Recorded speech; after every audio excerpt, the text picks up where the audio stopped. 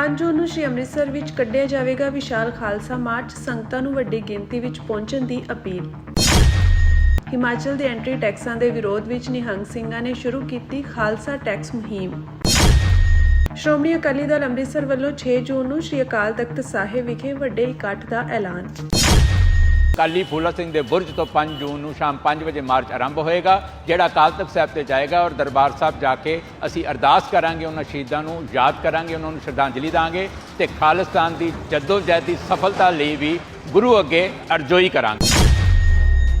ਦਲ ਖਾਲਸਾ ਵੱਲੋਂ ਜੂਨ 1984 ਦੀਆਂ ਘਟਨਾਵਾਂ ਦੀ ਯਾਦ ਨੂੰ ਸਮਰਪਿਤ ਇੱਕ ਵਿਸ਼ਾਲ ਖਾਲਸਾ ਮਾਰਚ 5 ਜੂਨ ਨੂੰ ਅੰਮ੍ਰਿਤਸਰ ਵਿਖੇ ਕੱਢਿਆ ਜਾ ਰਿਹਾ ਹੈ। ਇਸ ਵਿੱਚ ਸੰਗਤਾਂ ਨੂੰ ਵੱਡੀ ਗਿਣਤੀ ਵਿੱਚ ਸ਼ਾਮਿਲ ਹੋਣ ਦੀ ਅਪੀਲ ਕੀਤੀ ਗਈ ਹੈ। ਇਹ ਮਾਰਚ ਜੂਨ 1984 ਦੌਰਾਨ ਵਾਪਰੀਆਂ ਘਟਨਾਵਾਂ ਅਤੇ ਸ਼ਹੀਦਾਂ ਦੀ ਯਾਦ ਨੂੰ ਸਮਰਪਿਤ ਹੋਵੇਗਾ। ਮਾਰਚ ਦੀ ਸ਼ੁਰੂਆਤ ਸ਼ਾਮ 5 ਵਜੇ ਬੁਰਜ ਅਕਾਲੀ ਫੂਲਾ ਸਿੰਘ ਤੋਂ ਕੀਤੀ ਜਾਵੇਗੀ। ਮਾਰਚ ਬੁਰਜ ਅਕਾਲੀ ਫੂਲਾ ਸਿੰਘ ਤੋਂ ਸ਼ੁਰੂ ਹੋ ਕੇ bus stand, Rambagh, hall gate, hall ਬਾਜ਼ਾਰ, ਵਿਰਾਸਤੀ ਮਾਰਗ ਹੁੰਦਾ ਹੋਇਆ ਦਰਬਾਰ ਸਾਹਿਬ ਜਾ ਕੇ ਸਮਾਪਤ ਹੋਵੇਗਾ। ਇਹ ਮਾਰਚ ਸਿੱਖ ਕੌਮ ਦੇ ਇਤਿਹਾਸ ਦੇ ਇੱਕ ਅਹਿਮ ਅਧਿਆਇ ਨੂੰ ਯਾਦ ਕਰਨ ਅਤੇ ਨਵੀਂ ਪੀੜ੍ਹੀ ਨੂੰ ਉਸ ਇਤਿਹਾਸ ਨਾਲ ਜੋੜਨ ਦਾ ਯਤਨ ਹੈ। ਦਲ ਖਾਲਸਾ ਵੱਲੋਂ ਦੇਸ਼-ਵਿਦੇਸ਼ ਦੀਆਂ ਸੰਗਤਾਂ ਨੂੰ ਵੱਧ ਤੋਂ ਵੱਧ ਗਿਣਤੀ ਵਿੱਚ ਪਹੁੰਚ ਕੇ ਸ਼ਹੀਦਾਂ ਨੂੰ ਸ਼ਰਧਾਂਜਲੀ ਭੇਟ ਕਰਨ ਦੀ ਅਪੀਲ ਕੀਤੀ ਗਈ ਹੈ। 42 ਵਰ੍ਹੇ ਪਹਿਲਾਂ 3 ਜੂਨ 1984 ਨੂੰ ਇੰਡੀਅਨ ਸਟੇਟ ਨੇ ਆਪਣੀਆਂ ਫੌਜਾਂ ਅੰਮ੍ਰਿਤਸਰ ਭੇਜ ਕੇ ਦਰਬਾਰ ਸਾਹਿਬ ਉੱਤੇ ਹਮਲਾ ਆਰੰਭ ਕਰਕੇ ਖਾਲਸਾ ਪੰਥ ਦੇ ਨਾਲ ਜੰਗ ਛੇੜ ਦਿੱਤੀ। ਇਸ ਜੰਗ ਦੇ ਛਿੜਨ ਤੋਂ ਬਾਅਦ ਖਾਲਸਾ ਪੰਥ ਨੇ ਇੰਡੀਅਨ ਸਟੇਟ ਨੂੰ ਢੁਕਵਾਂ ਜਵਾਬ ਦਿੱਤਾ। ਸਿੱਖ ਪੰਥ ਦੇ ਜੁਝਾਰੂ ਆਗੂ ਸੰਤ ਜਰਨੈਲ ਸਿੰਘ ਜੀ ਖਾਲਸਾ ਭਿੰਡਰਾਂਵਾਲੇ ਆਪਣੀਆਂ ਸਾਥੀਆਂ ਸਮੇਤ ਉਹਨਾਂ ਨੇ ਜਿਹੜੇ ਲੋਹੇ ਦੇ ਚਨੇ ਚਬਾਏ, ਜਿਵੇਂ ਕਿ ਉਹ ਹਮੇਸ਼ਾ ਹੀ ਆਪਣੀ ਸਪੀਚ ਦੇ ਵਿੱਚ ਕਹਿੰਦੇ ਸੀ, ਜਦੋਂ ਵੀ ਇੰਡੀਅਨ ਫੌਜ ਇੱਧਰ ਆਈ ਅਸੀਂ ਉਹਨਾਂ ਦੇ ਢੇਰ ਲਾ ਦਿਆਂਗੇ। ਉਹਨਾਂ ਨੇ ਵਾਕਈ ਹੀ ਉਸ ਦਿਨ ਢੇਰ ਲਾਇਆ ਔਰ ਜਿਸ ਤਰੀਕੇ ਦੇ ਨਾਲ ਉਹਨਾਂ ਨੇ ਜੁਝਾਰੂ ਸਪਿਰਿਟ ਦਾ ਮੁਜ਼ਾਹਰਾ ਕੀਤਾ ਔਰ ਜਿਸ ਤਰੀਕੇ ਦੇ ਨਾਲ ਇੰਡੀਅਨ ਸਟੇਟ ਨੂੰ ਮੂੰਹ ਦੀ ਖਾਣੀ ਪਈ, ਉਹ ਆਪਣੇ ਆਪ ਦੇ ਵਿੱਚ ਇੱਕ ਮਿਸਾਲ ਹੈ। ਔਰ ਇਹ ਜਿਹੜਾ ਚੈਪਟਰ ਹੈ ਸਿੱਖ ਹਿਸਟਰੀ ਦੇ ਵਿੱਚ ਸਾਂਭਿਆ ਹੋਇਆ ਔਰ ਇੱਕ ਹਿਸਟੋਰੀਕਲ ਚੈਪਟਰ ਹੈ।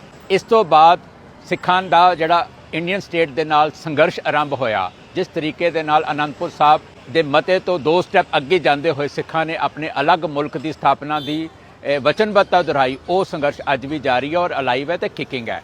ਸਿੱਖਾਂ ਦੇ ਇਸ ਸੰਘਰਸ਼ ਤੋਂ ਬਾਅਦ, ਇਸ ਘੱਲੂਘਾਰੇ ਤੋਂ ਬਾਅਦ, ਸ਼ਹਾਦਤਾਂ ਤੋਂ ਬਾਅਦ ਜਿਹੜੀ ਅਕਾਲ ਤਖਤ ਸਾਹਿਬ ਦੀ ਇਮਾਰਤ ਦਾ ਢਹਿ ਢੇਰੀ ਹੋਣਾ, ਨਿਰਦੋਸ਼ ਯਾਤਰੂਆਂ ਦਾ ਕਤਲੇਆਮ ਇੰਡੀਅਨ ਫੋਰਸਿਸ ਵੱਲੋਂ ਕਰਨਾ, ਜਿਸ ਤਰੀਕੇ ਦੇ ਨਾਲ ਬਰੂਟਲ ਤੇ ਬ੍ਰੇਜ਼ਨ ਤਰੀਕੇ ਦੇ ਨਾਲ ਇੰਡੀਅਨ ਫੋਰਸਿਸ ਨੇ ਸਿੱਖ ਰੈਫਰੈਂਸ ਲਾਇਬ੍ਰੇਰੀ ਲੁੱਟੀ, ਸ੍ਰੀ ਗੁਰੂ ਗ੍ਰੰਥ ਸਾਹਿਬ ਦੇ ਸਰੂਪਾਂ ਨੂੰ ਅਗਨ ਭੇਟ ਕੀਤਾ। ਇਸ ਤੋਂ ਬਾਅਦ ਜਿਹੜਾ ਇੰਡੀਅਨ ਸਟੇਟ ਦੇ ਨਾਲ ਸਿੱਖਾਂ ਦਾ ਇੱਕ ਰਿਸ਼ਤਾ ਸੀ ਉਹ ਟੁੱਟ ਗਿਆ ਔਰ ਉਸ ਰਿਸ਼ਤੇ ਦੇ ਟੁੱਟਣ ਤੋਂ ਬਾਅਦ ਸਿੱਖਾਂ ਨੇ ਅਹਿਸਾਸ ਹੋਇਆ ਕਿ ਅਸੀਂ ਇਸ ਗੁਲਾਮੀ ਨੂੰ ਆਪਣੇ ਕੋਲੋਂ ਲਾ ਕੇ ਆਜ਼ਾਦੀ ਦਾ ਰਾਹ ਤਿਆਰ ਕਰਨਾ ਹੈ ਔਰ ਆਜ਼ਾਦੀ ਲੈਣੀ ਹੈ। ਔਰ ਮੈਂ ਸਮਝਦਾ ਹਾਂ ਕਿ ਇਸ ਘੱਲੂਘਾਰੇ ਦੇ ਬਾਅਦ ਜੋ ਨਿਖਾਰ, ਜੋ ਵਿਲੱਖਣਤਾ ਦਾ ਦੁਨੀਆ ਨੇ ਸਿੱਖਾਂ ਦਾ ਰੂਪ ਦੇਖਿਆ, ਜੋ ਹੋਂਦ ਦੇਖੀ, ਜੋ ਰੈਕੋਗਨੀਸ਼ਨ ਸਿੱਖਾਂ ਨੂੰ ਮਿਲੀ ਹੈ, ਉਹ ਵੀ ਆਪਣੇ ਆਪ ਦੇ ਵਿੱਚ ਇੱਕ ਮਿਸਾਲ ਹੈ। ਦੁਨੀਆ ਅੱਜ ਜਾਣਦੀ ਹੈ ਕਿ ਇਸ ਖਿੱਤੇ ਦੇ ਵਿੱਚ ਸਿੱਖ ਆਪਣੀ ਜਦੋਜਹਿਦ ਕਰ ਰਹੇ ਨੇ, ਆਪਣੇ ਮੁਲਕ ਲਈ ਲੜ ਰਹੇ ਨੇ। ਉਹਨਾਂ ਦੀ ਹੋਂਦ ਹਸਤੀ ਜਿਹੜੀ ਹੈ ਇੰਡੀਅਨਸ ਦੇ ਨਾਲੋਂ ਵੱਖਰੀ ਹੈ। ਮੈਂ ਸਮਝਦਾ ਕਿ ਸਿੱਖਾਂ ਦੀਆਂ ਇਹ ਜਿਹੜੀ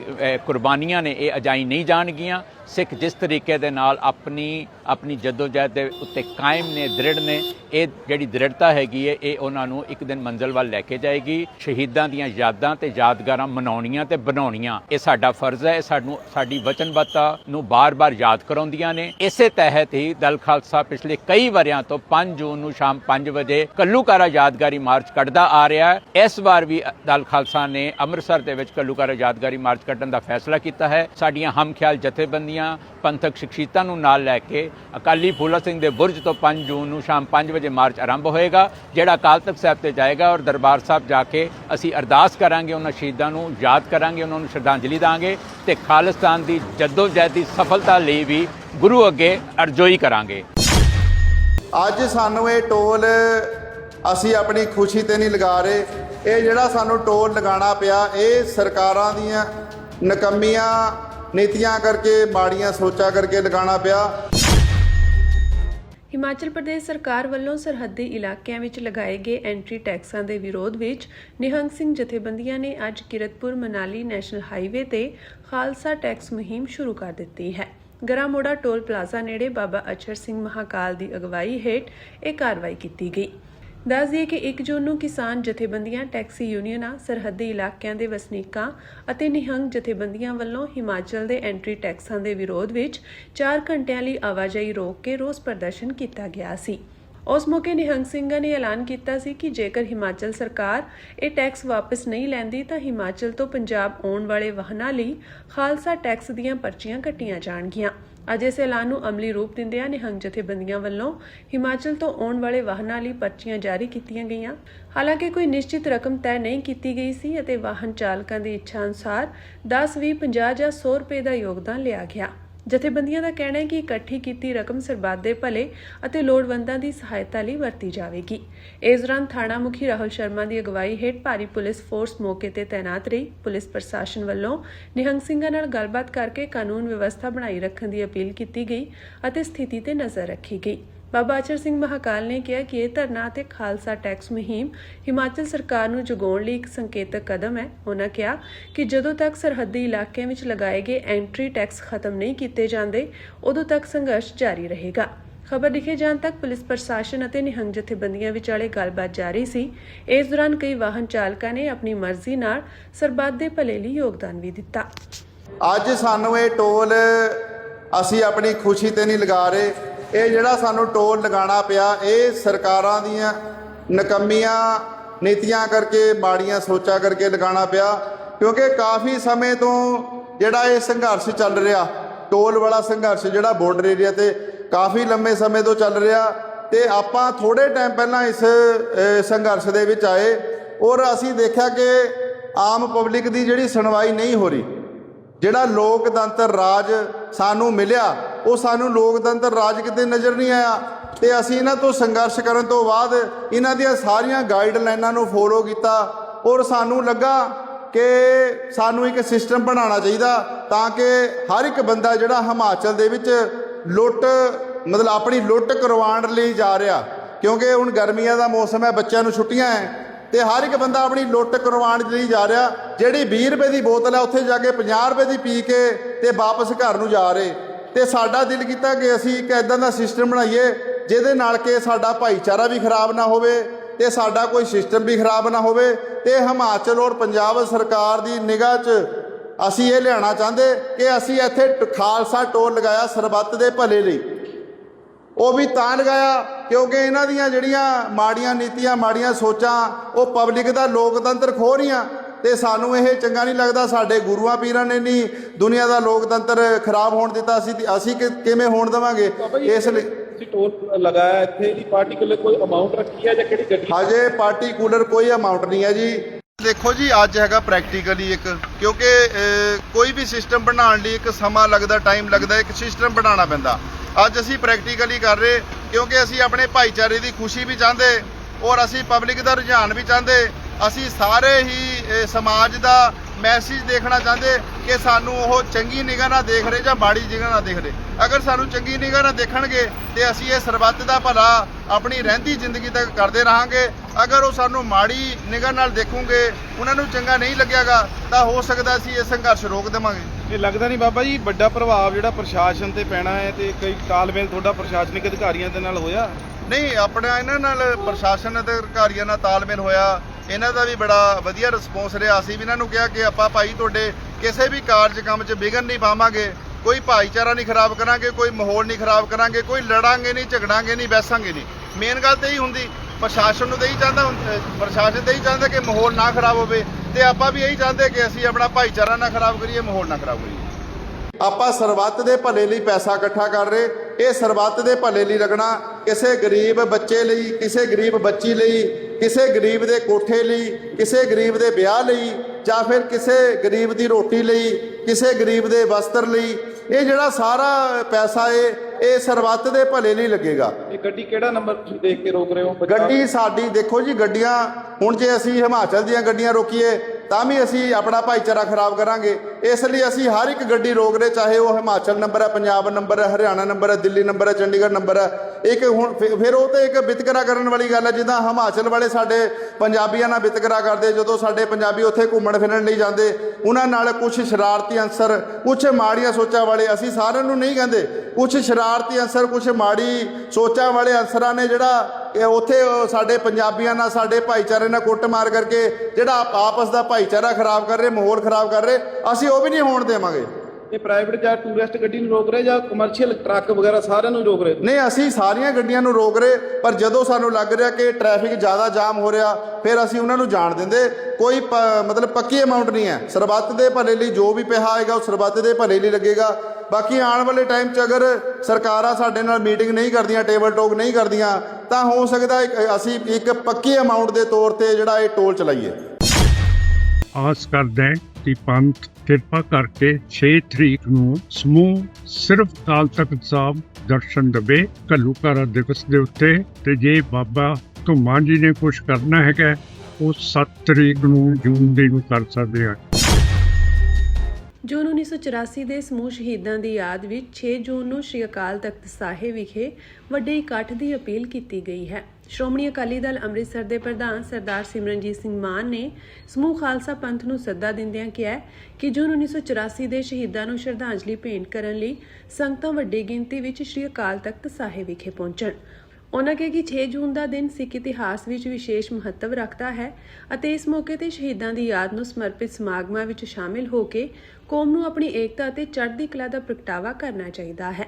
ਸਰਦਾਰ ਸਿਮਰਨਜੀਤ ਸਿੰਘ ਮਾਨ ਨੇ ਅਪੀਲ ਕੀਤੀ ਹੈ ਕਿ ਸਮੂਹ ਸੰਗਤਾਂ ਸਿਰਫ ਸ੍ਰੀ ਅਕਾਲ ਤਖਤ ਸਾਹਿਬ ਵਿਖੇ ਹਾਜ਼ਰੀ ਭਰਨ ਅਤੇ ਸ਼ਹੀਦਾਂ ਦੀ ਯਾਦ ਵਿੱਚ ਅਰਦਾਸ ਕਰਕੇ ਉਹਨਾਂ ਦੇ ਬਲੀਦਾਨ ਨੂੰ ਨਮਨ ਕਰਨ।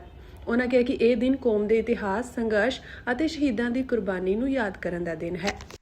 6 ਤਰੀਕ ਨੂੰ ਘੱਲੂਘਾਰਾ ਦਿਵਸ ਹੈਗਾ ਔਰ ਸਾਰੀ ਸਿੱਖ ਕੌਮ ਸ੍ਰੀ ਅਕਾਲ ਤਖਤ ਸਾਹਿਬ ਉੱਥੇ ਪਹੁੰਚ ਰਹੀ ਹੈ ਕਿ ਅਸੀਂ ਇਸ ਦਿਨ ਨੂੰ ਜੋ ਹਿੰਦ ਕੌਮ ਨੇ ਦਰਬਾਰ ਸਾਹਿਬ ਦੇ ਉੱਤੇ ਫੌਜਾਂ ਚਾੜ੍ਹੀਆਂ ਸੀ ਤੇ ਜਿਸ ਦਿਨ ਸੰਤ ਜਰਨੈਲ ਸਿੰਘ ਭਿੰਡਰਾਂਵਾਲਾ ਨੇ ਆਪਣੀ ਸ਼ਹਾਦਤ ਦਿੱਤੀ ਸੀ, ਉੱਥੇ ਮੇਰੇ ਕਹਿਣ ਦਾ ਮਤਲਬ ਹੈ ਕਿ ਸਾਰੇ ਪੰਥ ਨੇ ਉੱਥੇ ਪਹੁੰਚਣਾ।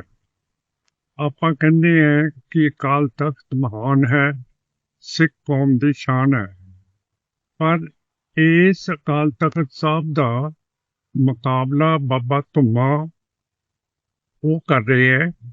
ਉਹਨਾਂ ਨੇ ਇਸ਼ਤਿਹਾਰਬਾਜ਼ੀ ਸ਼ੁਰੂ ਕੀਤੀ ਹੈ ਕਿ ਉਸੇ ਦਿਨ 6 ਜੂਨ ਨੂੰ ਸਾਰੀ ਸੰਗਤ ਮਹਿਤਾ ਚੌਂਕ ਦੇ ਵਿੱਚ ਟਕਸਾਲ ਦੇ ਹੈੱਡਕੁਆਰਟਰਸ ਦੇ ਉੱਤੇ ਪਹੁੰਚੇ। ਇਹ ਮੈਂ ਸਮਝਦਾ ਕਿ ਬਾਬਾ ਧੁੰਮਾ ਨੇ ਅਕਾਲ ਤਖਤ ਸਾਹਿਬ ਦੀ ਤੋਹੀਨ ਕੀਤੀ ਹੈ। ਬਾਬਾ ਧੁੰਮਾ 7 ਤਰੀਕ ਨੂੰ ਵੀ ਸਾਰਿਆਂ ਨੂੰ ਸੱਦ ਸਕਦੇ ਹੈ ਜੇ ਉਹ ਚਾਹੁੰਦੇ ਹੈ ਕਿ ਉਹ ਵੀ ਪੰਥ ਦੇ ਵਿੱਚ ਹੈ।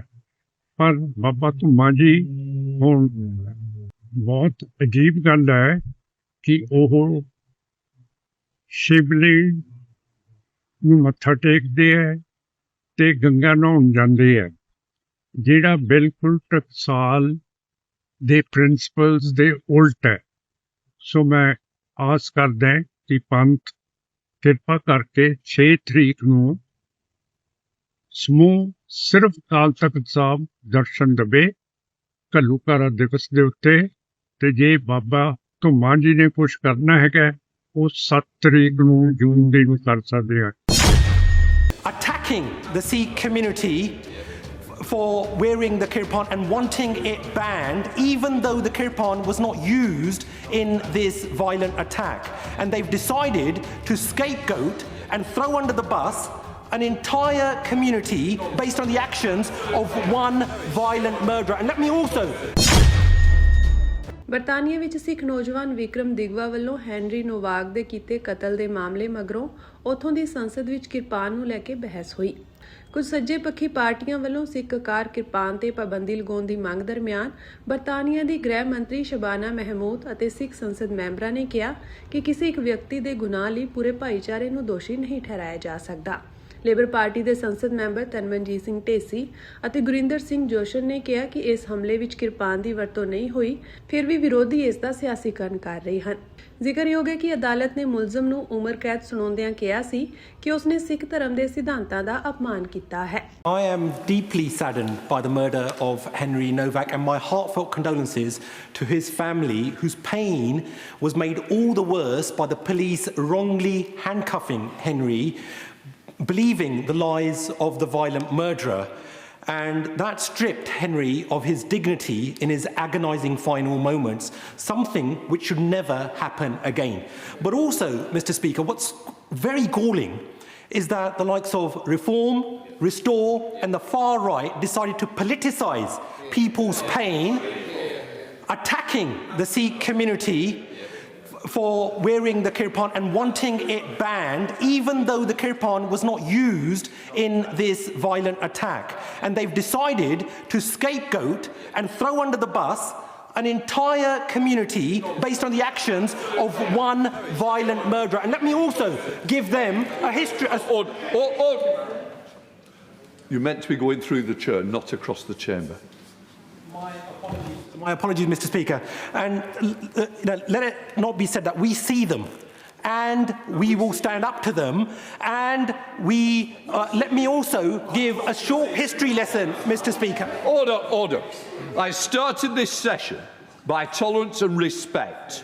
And I don't expect to be pointing at each other and attacking each other. You work through the chair. We want an orderly chamber that is respectful. This does nobody any good.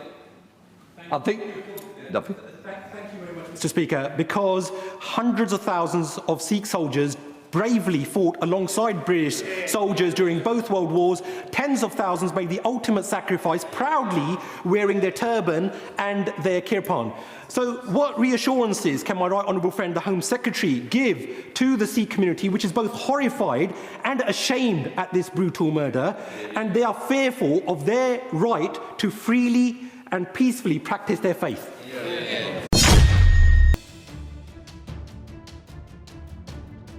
Hoshiarpur ਤੋਂ ਇੱਕ ਦਿਲ ਦਹਿਲਾ ਦੇਣ ਵਾਲੀ ਘਟਨਾ ਸਾਹਮਣੇ ਆਈ ਹੈ, ਜਿੱਥੇ ਇੱਕ ਪ੍ਰਵਾਸੀ ਵੱਲੋਂ ਚੱਬੇਵਾਲ ਥਾਣਾ ਖੇਤਰ ਦੇ ਇੱਕ ਪਿੰਡ ਵਿੱਚ 13 ਸਾਲਾ ਨਾਬਾਲਗ ਲੜਕੀ ਨਾਲ ਜਬਰ ਜਨਾਹ ਕੀਤੇ ਜਾਣ ਦਾ ਮਾਮਲਾ ਦਰਜ ਕੀਤਾ ਗਿਆ ਹੈ। ਪੁਲਿਸ ਮੁਤਾਬਕ ਪੀੜਤਾ ਆਪਣੇ ਪਰਿਵਾਰ ਨਾਲ ਇੱਕ ਕੰਮ ਵਾਲੀ ਥਾਂ ਤੇ ਗਈ ਹੋਈ ਸੀ। ਮੰਗਲਵਾਰ ਰਾਤ ਉਹ ਨੇੜੇ ਬਣੀ ਇੱਕ ਝੁੱਗੀ ਵੱਲ ਗਈ ਸੀ। ਕਾਫੀ ਸਮਾਂ ਬੀਤ ਜਾਣ ਦੇ ਬਾਵਜੂਦ ਜਦੋਂ ਉਹ ਵਾਪਸ ਨਾ ਆਈ ਤਾਂ ਪਰਿਵਾਰਕ ਮੈਂਬਰਾਂ ਨੇ ਉਸ ਦੀ ਭਾਲ ਸ਼ੁਰੂ ਕੀਤੀ।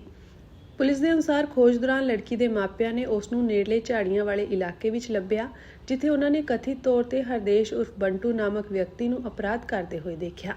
ਮਾਪਿਆਂ ਨੂੰ ਵੇਖ ਕੇ ਮੁਲਜ਼ਮ ਮੌਕੇ ਤੋਂ ਫਰਾਰ ਹੋ ਗਿਆ। ਦੱਸਿਆ ਜਾ ਰਿਹਾ ਹੈ ਕਿ ਮੁਲਜ਼ਮ ਉੱਤਰ ਪ੍ਰਦੇਸ਼ ਦੇ ਬਦਾਊਂ ਜ਼ਿਲ੍ਹੇ ਦਾ ਰਹਿਣ ਵਾਲਾ ਹੈ ਅਤੇ ਝੁੱਗੀ ਦੇ ਨੇੜੇ ਹੀ ਰਹਿੰਦਾ ਸੀ। ਪੀੜਤਾ ਦੀ ਮਾਤਾ ਦੀ ਸ਼ਿਕਾਇਤ ਦੇ ਆਧਾਰ ਤੇ ਪੁਲਿਸ ਨੇ ਭਾਰਤੀ ਨਿਆਂ ਸੰਹਿਤਾ ਦੀਆਂ ਸਬੰਧਤ ਧਾਰਾਵਾਂ ਅਤੇ ਪੋਕਸੋ ਐਕਟ ਤਹਿਤ ਮਾਮਲਾ ਦਰਜ ਕਰ ਲਿਆ। ਪੁਲਿਸ ਦਾ ਕਹਿਣਾ ਹੈ ਕਿ ਮੁਲਜ਼ਮ ਇਸ ਵੇਲੇ ਫਰਾਰ ਹੈ ਅਤੇ ਉਸ ਦੀ ਗ੍ਰਿਫਤਾਰੀ ਲਈ ਛਾਪੇਮਾਰੀ ਕੀਤੀ ਜਾ ਰਹੀ ਹੈ। ਮਾਮਲੇ ਦੀ ਅਗਲੀ ਜਾਂਚ ਜਾਰੀ ਹੈ। ਇਸ ਘਟਨਾ ਨੇ ਇਲਾਕੇ ਵਿੱਚ ਚਿੰਤਾ ਦਾ ਮਾਹੌਲ ਪੈਦਾ ਕਰ ਦਿੱਤਾ ਹੈ, ਜਦਕਿ ਲੋਕ ਦੋਸ਼ੀ ਖਿਲਾਫ ਸਖਤ ਕਾਰਵਾਈ ਦੀ ਮੰਗ ਕਰ ਰਹੇ ਹਨ।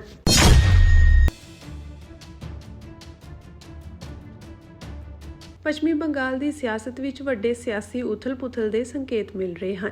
ਸੱਤਾਧਾਰੀ ਪਾਰਟੀ ਅੰਦਰ ਬਗਾਵਤ ਦੀਆਂ ਖਬਰਾਂ ਨੇ ਸਿਆਸੀ ਮਾਹੌਲ ਨੂੰ ਗਰਮਾ ਦਿੱਤਾ ਹੈ। ਪਾਰਟੀ ਵਿੱਚੋਂ ਕੱਢੇ ਗਏ ਵਿਧਾਇਕ ਬੈਨਰਜੀ ਨੇ ਦਾਅਵਾ ਕੀਤਾ ਹੈ ਕਿ ਉਹਨਾਂ ਨੂੰ ਤ੍ਰਿਣਮੂਲ ਕਾਂਗਰਸ ਦੇ ਬਹੁਗਿਣਤੀ ਵਿਧਾਇਕਾਂ ਦਾ ਸਮਰਥਨ ਹਾਸਲ ਹੈ ਅਤੇ ਉਹ ਵਿਧਾਨ ਸਭਾ ਵਿੱਚ ਵਿਰੋਧੀ ਧਿਰ ਦੇ ਨੇਤਾ ਦੇ ਅਹੁਦੇ ਤੇ ਆਪਣਾ ਦਾਅਵਾ ਪੇਸ਼ ਕਰਨਗੇ।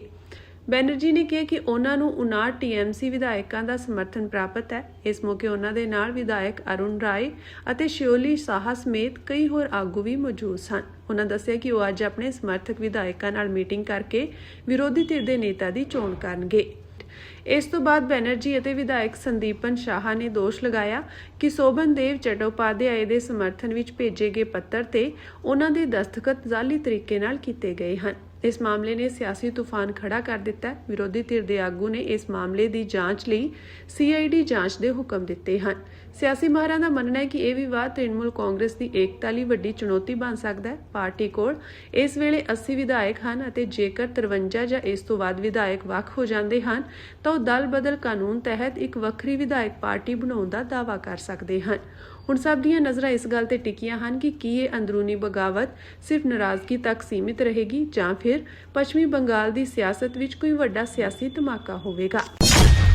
मैं आग्रह करूंगा प्रधानमंत्री जी से कि किसी भी स्वाभिमानी देश में, लोकतंत्र में, कोई भी स्वाभिमानी शिक्षा मंत्री ऐसी बात हो, पेपर्स लीक हो और कुछ चल ना रहा हो तो वो इस्तीफा देंगे, रेजिग्नेशन देंगे। तो मुझे उम्मीद है कि ये अगले कुछ दिनों में होगा। ਦੇਸ਼ ਦੀ ਸਿੱਖਿਆ ਪ੍ਰਣਾਲੀ ਨੂੰ ਲੈ ਕੇ ਇੱਕ ਵੱਡਾ ਸਿਆਸੀ ਅਤੇ ਸਮਾਜਿਕ ਵਿਵਾਦ ਖੜਾ ਹੋ ਗਿਆ ਹੈ। ਪ੍ਰਸਿੱਧ ਸਿੱਖਿਆ ਸੁਧਾਰਕ ਅਤੇ ਜਲਵਾਯੂ ਕਾਰਕੁਨ ਸੋਨਮ ਵਾਂਗਚੁਕ ਨੇ ਐਲਾਨ ਕੀਤਾ ਹੈ ਕਿ ਜੇਕਰ ਕੇਂਦਰੀ ਸਿੱਖਿਆ ਮੰਤਰੀ 5 ਜੂਨ ਤੱਕ ਅਸਤੀਫਾ ਨਹੀਂ ਦਿੰਦੇ ਤਾਂ ਉਹ 6 ਜੂਨ ਨੂੰ ਦਿੱਲੀ ਵਿੱਚ ਹੋਣ ਵਾਲੇ ਪ੍ਰਦਰਸ਼ਨ ਵਿੱਚ ਸ਼ਾਮਿਲ ਹੋਣਗੇ। ਇਹ ਪ੍ਰਦਰਸ਼ਨ ਜੰਤਰ ਮੰਤਰ ਵਿਖੇ ਹੋਣਾ ਹੈ, ਜਿਸ ਦਾ ਸੱਦਾ ਨੌਜਵਾਨਾਂ ਦੇ ਸੋਸ਼ਲ ਮੀਡੀਆ ਆਧਾਰਿਤ ਅੰਦੋਲਨ ਕਾਕਰੋਚ ਜਨਤਾ ਪਾਰਟੀ ਵੱਲੋਂ ਦਿੱਤਾ ਗਿਆ ਹੈ। ਅੰਦੋਲਨ ਦੇ ਸੰਸਥਾਪਕ ਅਭਿਜੀਤ ਦੀਪਕੇ ਨੇ ਸੋਨਮ ਵਾਂਗਚੁਕ ਦੇ ਸਮਰਥਨ ਦਾ ਸਵਾਗਤ ਕਰਦਿਆਂ ਇਸ ਨੂੰ ਨੌਜਵਾਨਾਂ ਲਈ ਵੱਡਾ ਹੌਸਲਾ ਦੱਸਿਆ ਹੈ। ਇੰਸਟਾਗ੍ਰਾਮ ਤੇ ਜਾਰੀ ਇੱਕ ਵੀਡੀਓ ਸੰਦੇਸ਼ ਵਿੱਚ ਸੋਨਮ ਵਾਂਗਚੁਕ ਨੇ ਕਿਹਾ ਕਿ ਉਹਨਾਂ ਨੇ ਅਭਿਜੀਤ ਦੀਪਕੇ ਨਾਲ ਗੱਲਬਾਤ ਕੀਤੀ ਹੈ ਅਤੇ ਇਹ ਯਕੀਨੀ ਬਣਾਇਆ ਕਿ ਇਹ ਅੰਦੋਲਨ ਭਾਰਤੀ ਨੌਜਵਾਨਾਂ ਦੀ ਆਵਾਜ਼ ਹੈ ਅਤੇ ਕਿਸੇ ਵੀ ਵਿਦੇਸ਼ੀ ਪ੍ਰਭਾਵ ਹੇਠ ਨਹੀਂ ਚੱਲ ਰਿਹਾ ਹੈ। ਵਾਂਗਚੁਕ ਨੇ ਕਿਹਾ ਕਿ ਉਹਨਾਂ ਦਾ ਸਮਰਥਨ ਸਿਰਫ ਨੀਟ ਪੇਪਰ ਜਾਂ CBSE ਪ੍ਰੀਖਿਆਵਾਂ ਨਾਲ ਜੁੜੇ ਵਿਵਾਦਾਂ ਤੱਕ ਸੀਮਿਤ ਨਹੀਂ ਹੈ, ਸਗੋਂ ਉਹ ਦੇਸ਼ ਦੀ ਸਮੁੱਚੀ ਸਿੱਖਿਆ ਪ੍ਰਣਾਲੀ ਨੂੰ ਲੈ ਕੇ ਚਿੰਤਤ ਹਨ। ਉਹਨਾਂ ਕਿਹਾ ਕਿ ਪਿਛਲੇ 4 ਦਹਾਕਿਆਂ ਤੋਂ ਸਿੱਖਿਆ ਖੇਤਰ ਵਿੱਚ ਸੁਧਾਰਾਂ ਲਈ ਕੰਮ ਕਰ ਰਹੇ ਹਨ ਅਤੇ ਖਾਸ ਕਰਕੇ ਦੂਰ-ਦਰਾਜ਼ ਦੇ ਸਰਕਾਰੀ ਸਕੂਲਾਂ ਵਿੱਚ ਬੱਚਿਆਂ ਦੀ ਸਿੱਖਿਆ ਨੂੰ ਬਿਹਤਰ ਬਣਾਉਣ ਲਈ ਯਤਨ ਕਰਦੇ ਰਹੇ ਹਨ। ਸੋਨਮ ਵਾਂਗਚੁਕ ਨੇ ਕਿਹਾ ਕਿ ਰਾਸ਼ਟਰੀ ਸਿੱਖਿਆ ਨੀਤੀ ਅਤੇ 2047 ਤੱਕ ਵਿਕਸਿਤ ਭਾਰਤ ਦਾ ਸੁਪਨਾ ਚੰਗੀ ਨੀਅਤ ਨਾਲ ਬਣਾਇਆ ਗਿਆ ਹੈ, ਪਰ ਅਸਲ ਸਵਾਲ ਇਹ ਹੈ ਕਿ ਇਹਨਾਂ ਯੋਜਨਾਵਾਂ ਨੂੰ ਜ਼ਮੀਨੀ ਪੱਧਰ ਤੇ ਕਿੰਨਾ ਲਾਗੂ ਕੀਤਾ ਜਾ ਰਿਹਾ ਹੈ। ਉਹਨਾਂ ਦਲੀਲ ਦਿੱਤੀ ਕਿ ਪਿੰਡਾਂ ਦੇ ਸਕੂਲਾਂ ਅਤੇ ਛੋਟੇ ਬੱਚਿਆਂ ਦੀ ਸਿੱਖਿਆ ਦੀ ਮੌਜੂਦਾ ਸਥਿਤੀ ਹੀ ਇਹ ਤੈਅ ਕਰੇਗੀ ਕਿ ਵਿਕਸਿਤ ਭਾਰਤ ਦਾ ਸੁਪਨਾ ਸਾਕਾਰ ਹੋਵੇਗਾ ਜਾਂ ਨਹੀਂ। ਪ੍ਰੀਖਿਆਵਾਂ ਵਿੱਚ ਕਥਿਤ ਬੇਨੀਮੀਆਂ ਨੂੰ ਲੱਖਾਂ ਵਿਦਿਆਰਥੀਆਂ ਦੇ ਭਵਿੱਖ ਨਾਲ ਜੁੜਿਆ ਗੰਭੀਰ ਮਾਮਲਾ ਦੱਸਦਿਆਂ ਵਾਂਗਚੁਕ ਨੇ ਕਿਹਾ ਕਿ ਇੱਕ ਸਵੈ ਸਨਮਾਨ ਵਾਲੇ ਲੋਕਤੰਤਰ ਵਿੱਚ ਅਜਿਹੀਆਂ ਨਾਕਾਮੀਆਂ ਦੀ ਜ਼ਿੰਮੇਵਾਰੀ ਲੈਂਦਿਆਂ ਸਿੱਖਿਆ ਮੰਤਰੀ ਨੂੰ ਅਸਤੀਫਾ ਦੇਣਾ ਚਾਹੀਦਾ ਹੈ। ਉਹਨਾਂ ਕਿਹਾ ਕਿ ਜੇਕਰ 5 ਜੂਨ ਤੱਕ ਕੋਈ ਕਾਰਵਾਈ ਨਹੀਂ ਹੁੰਦੀ ਤਾਂ ਉਹ ਖੁਦ 6 ਜੂਨ ਨੂੰ ਦਿੱਲੀ ਪਹੁੰਚ ਕੇ ਇਸ ਮੰਗ ਦਾ ਸਮਰਥਨ ਕਰਨਗੇ। ਹੁਣ ਸਭ ਦੀਆਂ ਨਜ਼ਰਾਂ 5 ਜੂਨ ਦੀ ਮਿਆਦ ਅਤੇ 6 ਜੂਨ ਦੇ ਪ੍ਰਸਤਾਵਿਤ ਪ੍ਰਦਰਸ਼ਨ ਤੇ ਟਿਕੀਆਂ ਹੋਈਆਂ ਹਨ, ਜੋ ਦੇਸ਼ ਦੀ ਸਿੱਖਿਆ ਪ੍ਰਣਾਲੀ ਨੂੰ ਲੈ ਕੇ नवी चर्चा छेड़ सकता है। दोस्तों, पिछले पोस्ट में मैंने आप लोगों से कहा था, कॉकरोचों से, कि आप साबित करें, कन्विंस करें कि ये जो कॉकरोच जनता पार्टी है वो भारतीय युवाओं की एक अभिव्यक्ति है, ना कि विदेशी ताकतों की साजिश। तो इसके बाद आप लोगों में से बहुतों ने कमेंट्स में इसके बारे में लिखा है और दीपके जी ने मुझसे राब्ता कायम की, मेरी उनसे बात हुई और उन्होंने ये डेटा मेरे साथ शेयर किया जो अभी मैं आपके साथ बांट रहा हूं। और उनसे बात करके मुझे वैसे भी लगा कि इनका कोई गलत मंशा नहीं है, बहुत ही देश प्रेमी हैं, बल्कि एक कुर्बानी, एक सेक्रीफाइस कर रहे हैं देश को सुधारने के लिए। और आपने ये भी देखा होगा कि 6 तारीख को शनिवार को वो दिल्ली में लोगों को बुला रहे हैं ताकि हम शिक्षा मंत्री के इस्तीफे के बारे में मांग करें। अब उनका और आप लोगों का कारण तो नीट के पेपर्स या CUET और CBSE के इम्तिहान हो सकते हैं, मगर मेरे लिए ये और भी बड़ा मुद्दा है। देखिए, पिछले 4 दशकों से मैं शिक्षा के ही क्षेत्र में अपनी जद्दोजहद करता रहा हूं। जैसे ही मैंने इंजीनियरिंग खत्म की, मैं शिक्षा को सुधारने में ही लगा, वो भी सरकारी स्कूलों में, दूर के गांव में। School books teach them, for example, how to make tea, and they can easily produce that back in their answer books. You see, first boil the water, then put the tea leaves and put the milk and things. But they can only write that on paper. They cannot make tea. और जब मैं कुछ बदलता नहीं देखता हूं तो मायूस हो जाता हूं, कुछ करने की जरूरत महसूस करता हूं।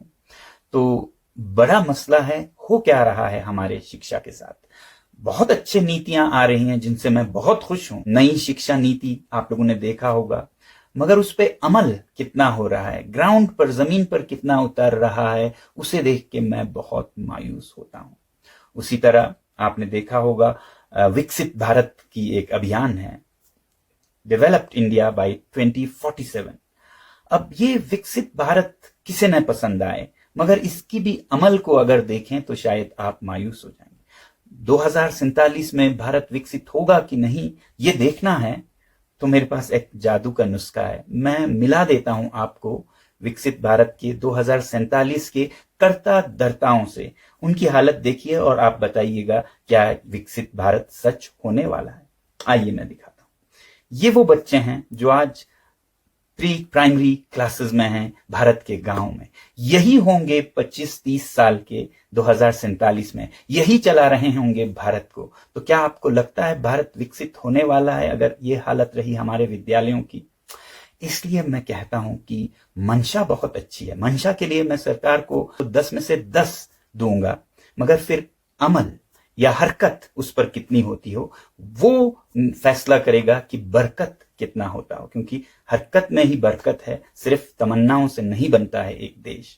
तो इसलिए अगर आप देखें पिछले 3 या 4 शिक्षा मंत्रियों को गूगल कीजिए, देखिए कौन आए, उन्होंने क्या कमाल किया, तो उसे देखकर मुझे नहीं लगता कि विकसित भारत होने वाला है। तो मैं तो इन वजूहात, इन कारणों के लिए शिक्षा मंत्री जी का इस्तीफा चाहता हूं। आपकी बात सही है, नीट के पेपर लीक हुए बहुत बड़ी बात है, इतने लाखों विद्यार्थियों के जिंदगी के साथ खिलवाड़ है, मगर आगे क्या होने वाला है वो सवाल ज्यादा बड़ा है। तो इन सब को सुधारने के लिए मैं आग्रह करूंगा प्रधानमंत्री जी से कि किसी भी स्वाभिमानी देश में, लोकतंत्र में, कोई भी स्वाभिमानी शिक्षा मंत्री ऐसी बात हो, पेपर्स लीक हो और कुछ चल ना रहा हो तो वो इस्तीफा देंगे, रेजिग्नेशन देंगे।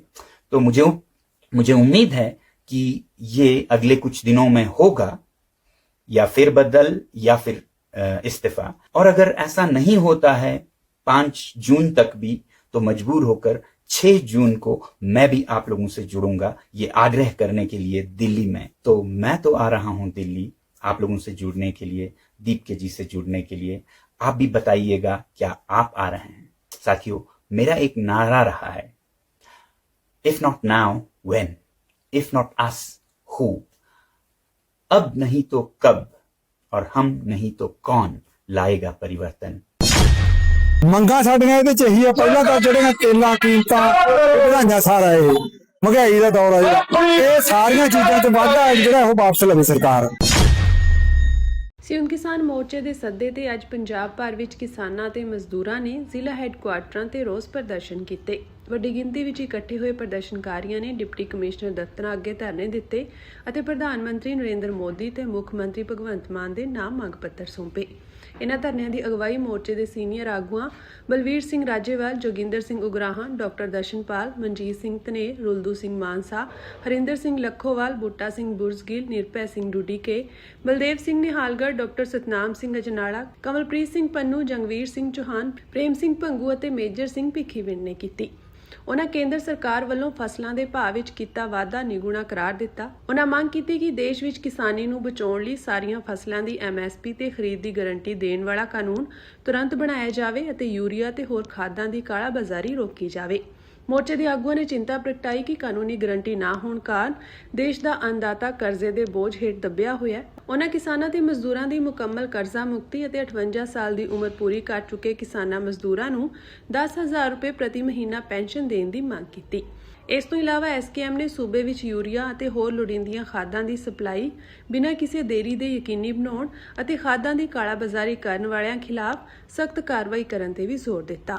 ਪਿਛਲੇ ਦਿਨਾਂ ਦੇ ਵਿੱਚ ਦੇਖੋ ਤੁਸੀਂ, ਹੁਣ ਡੀਜ਼ਲ ਪੈਟਰੋਲ ਦੀਆਂ ਕੀਮਤਾਂ ਛੜਪੇ ਮਾਰ ਕੇ ਕੱਢ ਗਏ, ਰਸੋਈ ਗੈਸ ਦੀਆਂ ਕੀਮਤਾਂ ਵਧਣ ਜਾ ਰਹੀਆਂ। ਭਾਵੇਂ ਹਾਲੇ ਉਹ ਵਪਾਰ ਕਾਲਾ ਵਧਾਇਆ, ਆਉਂਦੇ ਦਿਨਾਂ 'ਚ ਲੋਕਾਂ ਵਾਲਾ ਵਧਾ ਦੇਣਾ।